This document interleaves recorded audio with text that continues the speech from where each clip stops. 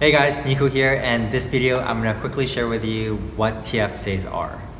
So TFSAs are one of those things that we've all heard of, either from going to the bank or heard from our friends or our colleagues, but most people just have a very vague idea of what it really is and how it could benefit them. And so in this video, what I'm hoping to do is to simplify it, to break it down, and so you have a better understanding of how it works, how you can take advantage of it, and when it makes sense for you.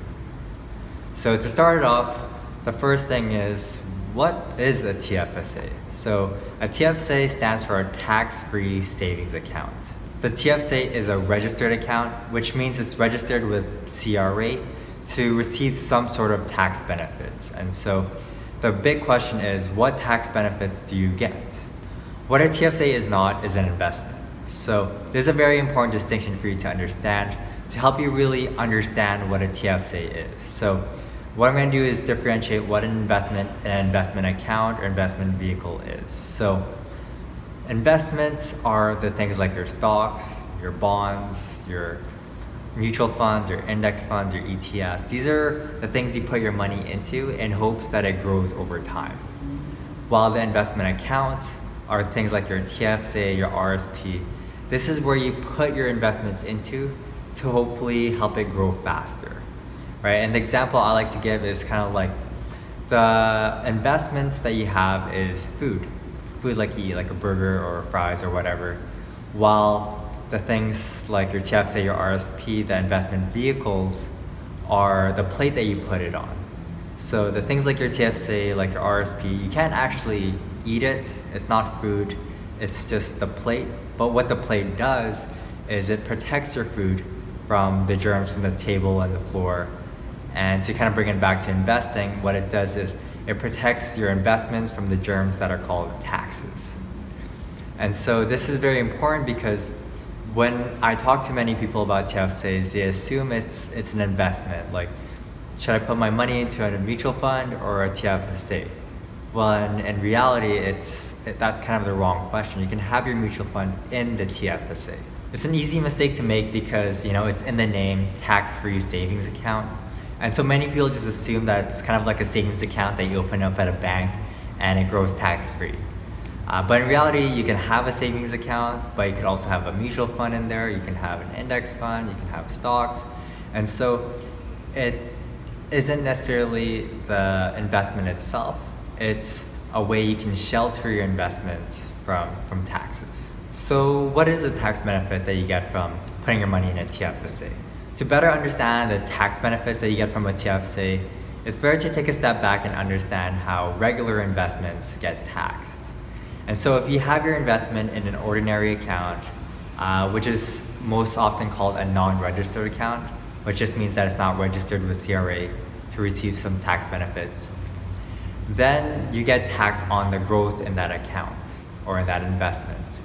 And so a simplified example of this is if you have $1,000 sitting in your non-registered account and it grows by 10%, just for simple math, then at the end of the year, you'll have grown your investments by $100. So you made $100, but then this $100 you have to include into your income when you file your taxes next year. And so just for an example's sake, if you're at a 30% tax bracket, then you made $100, but you paid 30% tax on that $100. And so at the end of the day, you made $100, but you only keep $70 in your own pocket. And so this is where TFSAs come in. So how TFSAs work is that you have the same $1,000, you have the exact same investment, but instead of putting it into a non-registered account, you put it into a tax-free savings account. And just by doing so, what happens is that you get the same 10% return, you get the same $100, but the $100 that you earn is tax-free, meaning that you don't pay the $30 in tax, you keep the whole $100 in your pocket so that your money grows tax-free and it can compound faster over time. And that's pretty much it.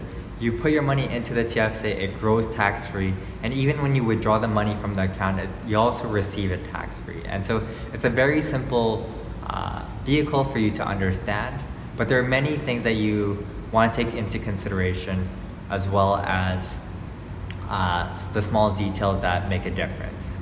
And so the first question I always get, okay, is Nico, what's the catch? Because it sounds too good to be true. We know the government loves their taxes, and for them to give us money tax-free is it's a bit strange. And so the great thing is there isn't that many downsides of a TFSA, but then there's two things that you really want to be aware of.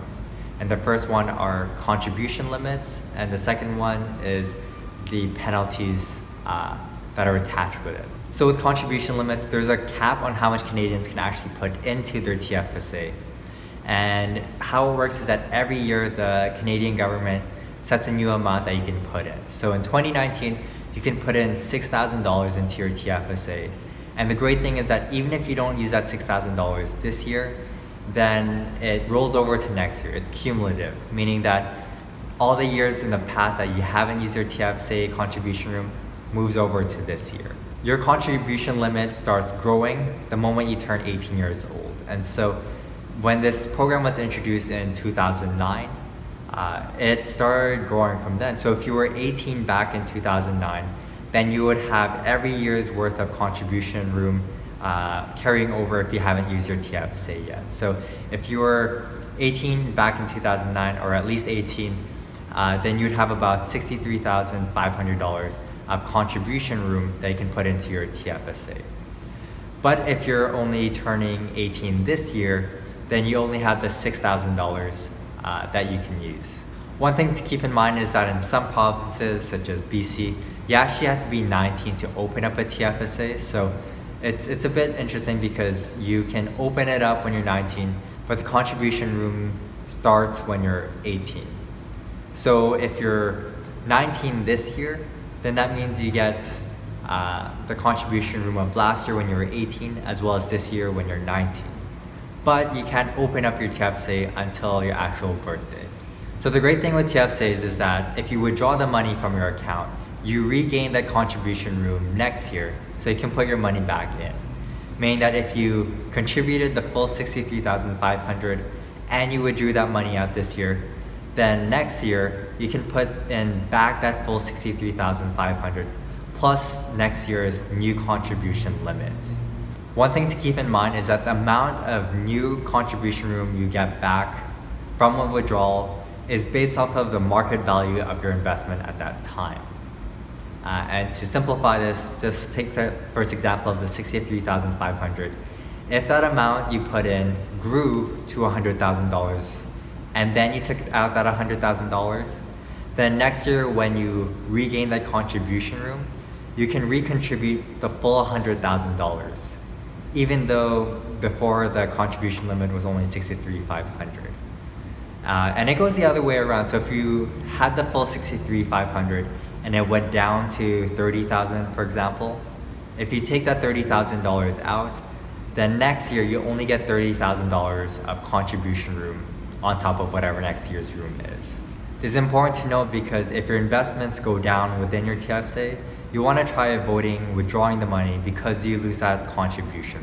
And so this is where penalties come in. So how it works is that for every dollar that you over contribute, you get charged 1% per month on the excess. So if you're $5,000 above the contribution limit for yourself, then each month you'll be charged $50 until you take the money out, or until next year when you regain some more contribution room. And so you want to be extra cautious when you withdraw money out of your TFSA, because some people forget that they have to wait until next year to recontribute. This is because if you withdrew the full amount this year, you don't have any contribution room left, and you don't wait until next year, if you put some money in, you're gonna get charged a penalty on the full amount that you contributed. Meaning that if you withdrew the full $63,500, you don't have any contribution room left, and you decide to put another $10,000 this year, then you're gonna get dinged 1% per month until you get the contribution room back next year, or if you withdraw that money. So that'll be about $100 per month, which is an unnecessary fee if you can avoid it. So what are TFSAs great for? TFSAs are a great savings vehicle for any short-term or medium-term goals, such as saving for your first home, for a car, saving for a vacation or education, anything like that, because the money in your account grows tax-free, when you take the money out of the account, it's also tax-free. And once you take it out, you regain the contribution room the following year. And so it's a great way to save for short-term and medium-term goals because you have the flexibility of taking the money out and putting it back in. But what if it's for long-term? What if your goal is 20, 30 years from now? What if it's for retirement? Now this is when you're gonna have that conversation of, should I put my money into a TFSA or an RRSP? So what I'm gonna do is have a follow-up video of explaining how RRSPs work, as well as a second follow-up video on comparing TFSAs with RRSPs, seeing the pros and cons of each, so then you can make a more informed decision of which one makes more sense for you. So stick around to the next video where I'm going to share more about how RRSPs work. And again, if you found this video helpful at all, don't forget to like, comment, and subscribe. I'd love to share more of these type of videos with you guys, and so I'd love any of your guys' support. So thank you guys so much for watching this video, and I'll see you in the next one. Take care.